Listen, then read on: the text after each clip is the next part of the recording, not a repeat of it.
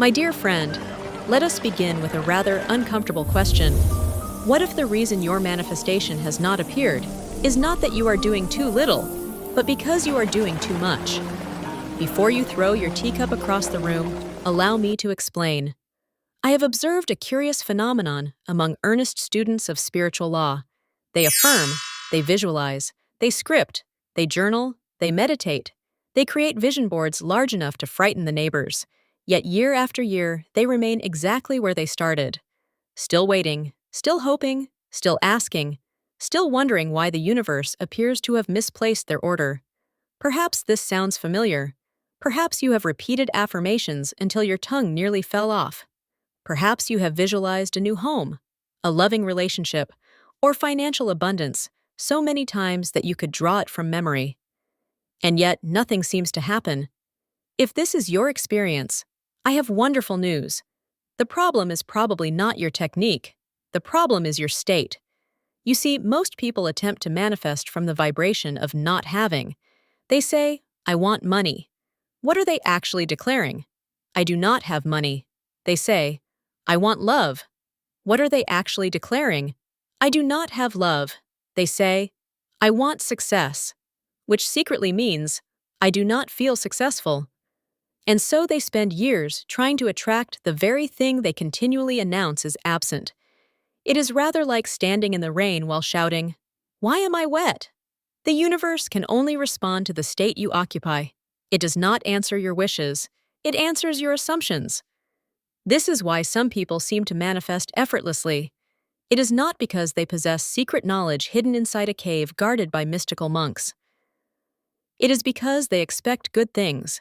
They assume good things, they identify with good things, and life begins to mirror that assumption. Neville Goddard taught much the same principle. Though he expressed it differently, he repeatedly emphasized that you must occupy the state of the wish fulfilled.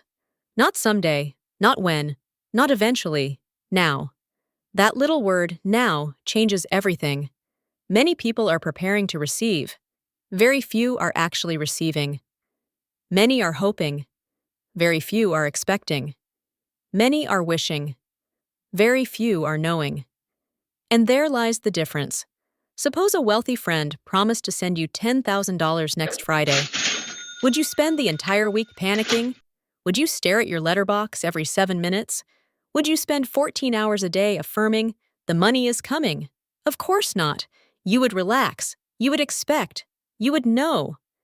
The manifestation would already be settled in your mind. That calm certainty is precisely the state most people never reach. Instead, they keep digging up the seed to check whether it is growing. The farmer does not plant a seed on Monday and then excavate it on Tuesday. Yet countless manifestors do exactly that. They plant, dig, dig, then wonder why nothing grows. The first secret is simple. Stop asking whether it is working. Begin by assuming that it already is. Now let me reveal something even more mischievous. Many people have accidentally turned manifestation into a hobby. Oh yes, a hobby, a spiritual pastime. A pleasant activity performed between cups of tea and episodes of their favorite television program. They consume manifestation content every day. New books, new techniques, new methods, new gurus, new systems, new promises. Yet somehow their actual lives remain unchanged. Why? Because they have become students of manifestation rather than practitioners. There is a difference. Imagine someone who reads cookbooks every day for 10 years, thousands of recipes, hundreds of cooking videos, endless kitchen gadgets, but never actually prepares a meal.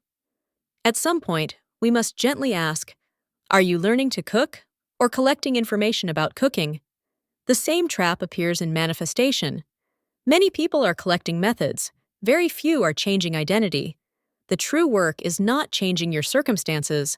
The true work is changing who you believe yourself to be. When your identity changes, circumstances begin to reorganize themselves. That is why Florence often spoke about divine design. Life has a remarkable ability to rearrange itself when you stop fighting it. You do not force a flower to bloom. You create the conditions for blooming. Likewise, you do not force manifestations. You create the conditions under which they naturally appear. The condition is expectation. The condition is faith. The condition is certainty. The condition is non-resistance. Now, I should like to ask you a favor. If this message is resonating with you, write this in the comments below. Divine order is now established in my mind, body, and affairs. I live each day as if my desires have already happened, not because it possesses magical powers, not because it opens hidden portals, and certainly not because it summons wealthy Victorian spiritual teachers from the beyond. Write it because it represents a decision to stop chasing, a decision to stop forcing, a decision to stop treating manifestation as a struggle. Type it in the comments now if you are ready for that shift. Divine order is now established in my mind, body, and affairs. I live each day as if my desires have already happened. Now let us continue. Another reason manifestations fail is that people unknowingly worship time. They say, "It has been 6 months. It has been 2 years. It has been 5 years." As though the calendar possesses authority over divine intelligence, the universe is not counting months. The universe is responding to consciousness. A delayed manifestation is often a contradicted manifestation. Each time you declare, "It still isn't here," you reinforce the absence. Each time you say, "It never works," you strengthen the assumption. Each time you complain, "Nothing is happening," you energize that reality. Words are creative forces. Your words are not describing your world. They are helping to create it. This is why Florence repeatedly emphasized the spoken word. Your words are spiritual orders. Be careful about the instructions you continually issue. So what should you do instead? Allow me to give you a practical Florence Scovel Shinn approach. First, become very clear about what you desire, not what you fear, not what you wish to avoid, not what you do not want. What do you actually want? Second, create a statement of completion. Not future tense, but present tense. Not, "I will be prosperous," but, "I am now under grace in perfect ways." Or, "Divine abundance flows to me through expected and unexpected channels." Notice the feeling. Notice the certainty. Notice the absence of struggle. Third, stop monitoring reality every 5 minutes. Most manifestations die from excessive inspection. You do not need daily proof. You need daily faith. The bridge of incidents often appears invisible until after the fact. Many people expect fireworks. Instead, they receive a phone call, an introduction, an idea, an opportunity, a coincidence, a chance meeting, a sudden impulse. Divine intelligence frequently works through ordinary events. That is why so many people miss it. They are looking for miracles while standing inside one. Fourth, cultivate gratitude before evidence appears. This is where most people stumble. Anyone can be grateful after receiving. Spiritual mastery is being grateful before receiving. That state announces confidence. Confidence attracts. Fear repels. Trust attracts. Doubt delays. Finally, stop making your happiness dependent upon manifestation. This may be the greatest secret of all. Many people unknowingly tell the universe, "I will be happy when the money arrives, when the partner appears, when the business succeeds, when the house is purchased, when the circumstances improve." But life responds far more readily when you become happy now. Not because you are pretending, but because you understand a profound truth. The feeling is the signal. The feeling comes first. The manifestation follows. Never reverse the order. For years, people have searched for hidden techniques for manifestation. Special affirmations, secret rituals, complex methods.